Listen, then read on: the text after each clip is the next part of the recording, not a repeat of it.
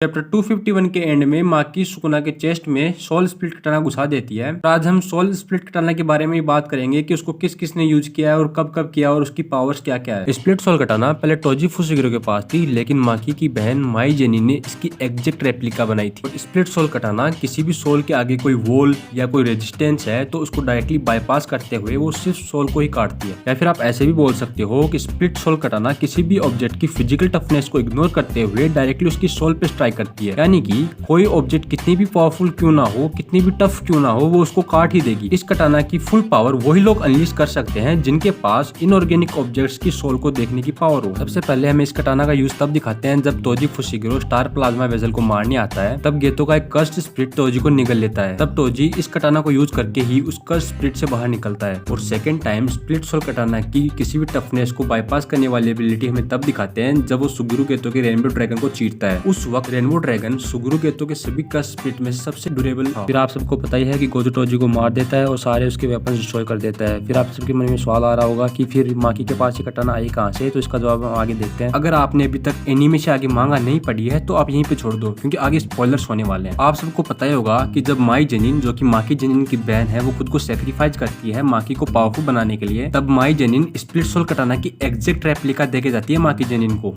और वो माकी से प्रॉमिस भी लेती है कि वो सब कुछ डिस्ट्रॉय कर देगी। और फिर स्प्लिट सोल कटाना से ही माकी अपने पूरे जेनिन क्लैन को मारती है और वो स्टार्ट करती है अपने बाप के सर को काटते हुए। और इसके बाद क्या हुआ ये तो आपको पता ही है। वो पहले कुकुरु यूनिट को मारती है, उसके बाद जिनिची जेनिन के हेड को काटती है, उसके बाद जितने भी बचे हुए मेंबर्स उनको मारती है, नायोया जेनिन को मारती है, अपनी माँ को मार देती है। और जब नायोया जेनिन आता है कर्स्ट स्प्लिट बन के किलिंग गेम्स में, तब उसके डोमेन में घुस के उसको बेइज्जत करके फिर से उसको मार देती है। और हाँ, ये बात फिर से सुन लो, कोई भी एरा गेरा स्प्लिट सोल कटाना को उसके फुल पोटेंशियल पर यूज नहीं कर सकता। इसे वही लोग यूज कर सकते हैं जिनके पास इनऑर्गेनिक ऑब्जेक्ट्स की सोल को देखने की पावर होती है, जो कि है टोजी फुशिगिरो और माकी जेनी। और इसको हम यही खत्म करते हैं। इसी के साथ लाइक और सब्सक्राइब कर देना। कर दो यार, तुमको कौन सा कोई क्रिकेट बना देगा। इसी के साथ थैंक यू टाटा बाबा, धन्यवाद।